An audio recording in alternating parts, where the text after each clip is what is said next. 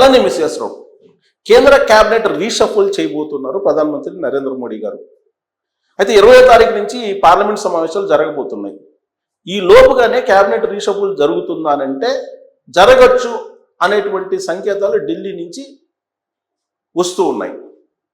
ఎలా అనంటే ఇది కేవలం నాకు సంకేతాలు అందటమే కాదు, అనేక మంది పొలిటీషియన్స్కి, అనేక మంది జర్నలిస్టులకి, అనేక మంది విశ్లేషకులకు కూడా వచ్చినటువంటి సమాచారం. అలా సమాచారాన్ని అందుకున్నటువంటి వాళ్ళలో విజయసాయిరెడ్డి గారు కూడా ఉన్నారు. ఆయన ఒక ట్వీట్ చేశారు.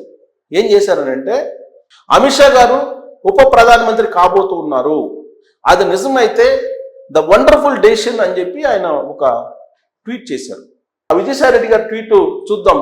అమిత్ షా గారు ఉప ప్రధానమంత్రి కాబోతున్నారు అనడానికి ఆయన ట్వీట్ ఒక నిదర్శనం. ఇది ట్వీట్ ఆయన చేసింది. ఏంటి? If reports that honourable home minister Amit Shah ji will be appointed as the deputy prime minister in the upcoming cabinet reshuffle are true, it would be a welcome decision in the national interest. అంటే ఇది తెలుస్తున్న దాని ప్రకారం, ఢిల్లీ వర్గాల నుంచి అందుతున్న సమాచారం ప్రకారం ఉప ప్రధానమంత్రిగా అమిత్ షా గారు అపాయింట్ కాబోతున్నారు. అదే జరిగితే కనుక, అదే నిజమైతే కనుక ఇది జాతీయ భద్రత దృష్ట్యా, జాతీయ వాదం దృష్ట్యా చాలా బెస్ట్ ఆప్షన్ అని చెప్పి ఆయన అంటున్నారు. He has repeatedly demonstrated decisive leadership, administrative ability and political acumen, making him well deserving of such a responsibility. ఆయన దానికి అత్యంత అర్హుడు అని చెప్పి చెబుతున్నారు ఆ పదవికి. It would also be fitting for him to occupy a position once held by Sardar Vallabhbhai Patel. So Sardar Vallabhbhai Patel చేశారు అప్పట్లో, ఇప్పుడు అంతకుముందు అద్వానీ గారు చేస్తారు, ఇప్పుడు ఆల్రెడీ ఇప్పుడు ఈయన చేయబోతున్నారు ఉప ప్రధానిగా అనేది విజయసాయిరెడ్డి గారు చెప్తున్నటువంటి మాట. అంటే విజయసాయిరెడ్డి గారు ట్వీట్ చేశారని అంటే ఢిల్లీ నుంచి వస్తున్నటువంటి సంకేతాలు నిజం అయ్యేటువంటి అవకాశం ఉంది అని భావించడానికి ఛాన్సెస్ ఎక్కువ ఉన్నాయి. కారణం ఏంటంటే విజయసాయిరెడ్డి గారు ఎంపీగా ఉన్నప్పుడు ఢిల్లీలో మంచి లాబింగ్ ఉంది పిఎంఓ ఆఫీస్లో ప్రత్యేకించి. ఆ లాబింగ్ తోటే జగన్మోహన్ రెడ్డి గారు ఢిల్లీలో ఒక బలమైన నాయకుడిగా ఇవాళ కూడా ఉన్నారు. విజయసాయిరెడ్డి గారికి ఆ నెట్వర్క్, ఆ సోర్స్ ఉంది. అలాంటి విజయసాయిరెడ్డి గారు ట్వీట్ చేశారు కాబట్టి ఉప ప్రధానమంత్రిగా అమిత్ షా కాబోతున్నారు అనేది మనం చాలా వరకు ఒక ఒపీనియన్కి వచ్చేయచ్చు. మరి ఎన్డీఏ ప్రభుత్వంలో ఇది ఫస్ట్ టైమా ఉప ప్రధాని అంటే కాదు. వాజ్పేయి గారు ప్రధానమంత్రిగా ఉన్నప్పుడు ఉప ప్రధానిగా అద్వానీ గారు ఉన్నారు. సో అలాంటి పరిస్థితి ఇప్పుడు మనం ఎన్డీఏలో చూడబోతున్నాం. నరేంద్ర మోడీ గారు పవర్ఫుల్ లీడర్, అమిత్ షా గారు పవర్ఫుల్ లీడర్, హోంశాఖ మంత్రిగా ఉన్నారు. అప్పుడు కూడా అద్వానీ గారు హోంశాఖ మంత్రిగా ఉన్నారు, ఉప ప్రధాని.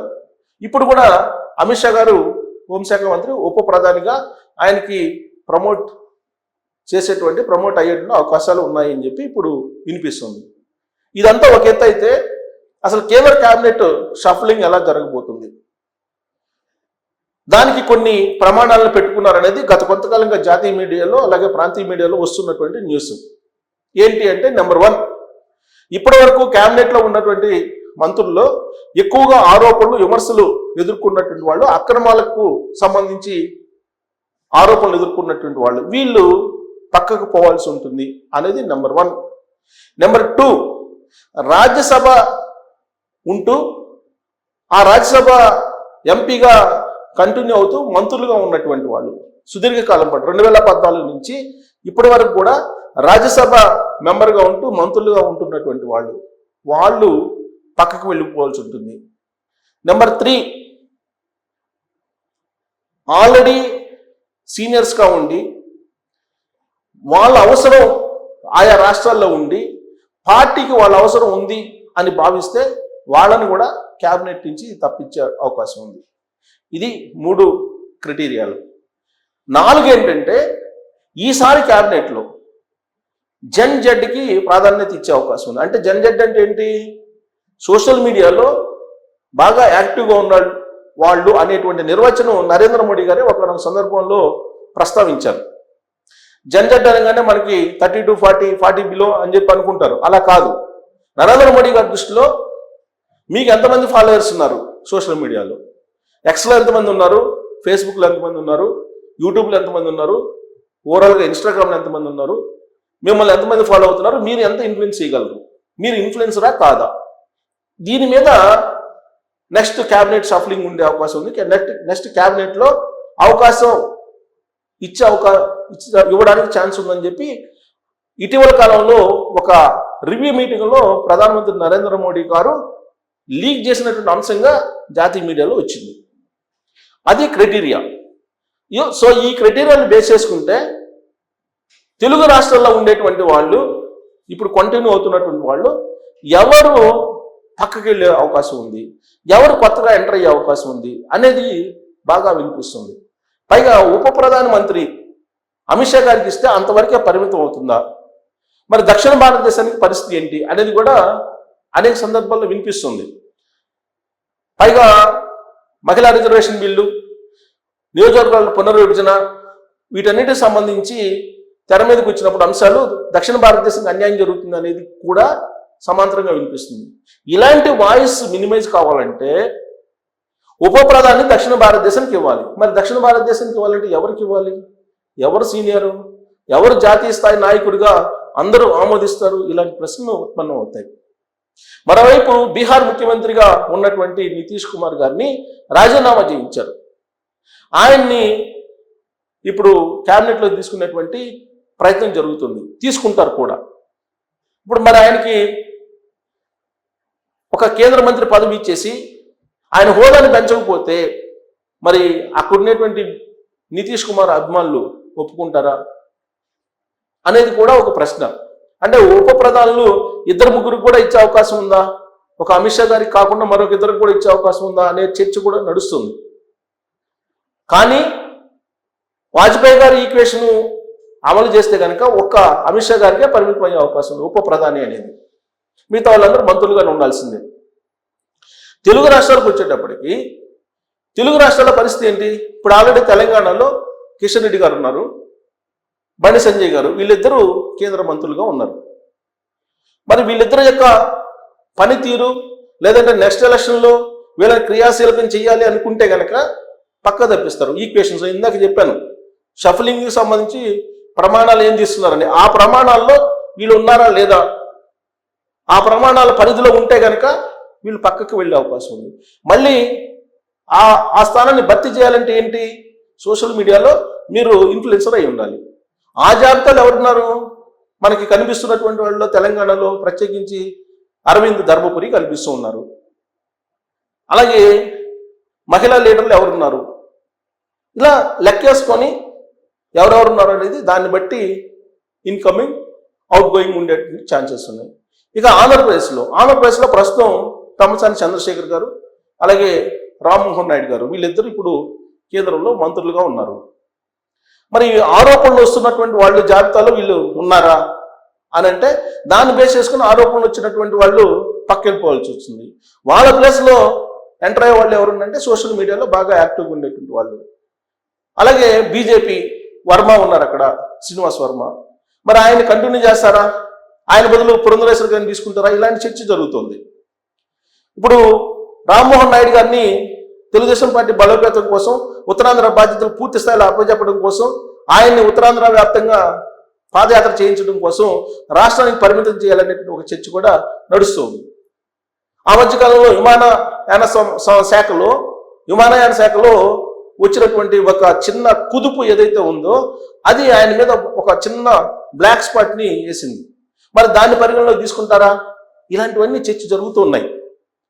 ఖచ్చితంగా తెలుగు రాష్ట్రాలలో ఇప్పుడున్నటువంటి కేంద్ర మంత్రుల్లో ఖచ్చితంగా ఒక 2-3 మారచ్చు అనేటువంటిది కూడా ఒక బలమైనటువంటి సంకేతం ఢిల్లీ నుంచి అందుతుంది. మరి వీళ్ళల్లో మళ్ళా గవర్నర్లు ఈ 2 రాష్ట్రాల్లో ఉండేటువంటి వాళ్ళల్లో లేదా కూటమిలో ఉండేటువంటి పార్టీలకి గవర్నర్లు ఇచ్చేటువంటి అవకాశం కూడా ఉంది. కొంతమందికి గవర్నర్ అవకాశం ఇచ్చే అవకాశం ఉంది. అలాగే క్యాబినెట్లో ఉండేటువంటి వాళ్ళకి, కేంద్ర క్యాబినెట్లో ఉండేటువంటి వాళ్ళకి ఒకళ్ళిద్దరికి గవర్నర్లు అయ్యేటువంటి అవకాశం కూడా ఉంది. కొంతమందికి పార్టీ బాధ్యతలు ఆయా రాష్ట్రాలు అప్పచెప్తున్నారు. ఎందుకంటే నెక్స్ట్ ఇయర్లో ప్రత్యేకించి 6 రాష్ట్రాల ఎలక్షన్స్ ఉన్నాయి. ఈ 6 రాష్ట్రాలకు సంబంధించినటువంటి లీడర్లు ఎవరైతే ఉన్నారో వాళ్ళ అవసరం ఆయా రాష్ట్రాల్లో ఉంటే కనుక వాళ్ళని అక్కడ పంపించేసి కీలకమైనటువంటి సంస్థాగత పదవులు అప్పచెప్తారు.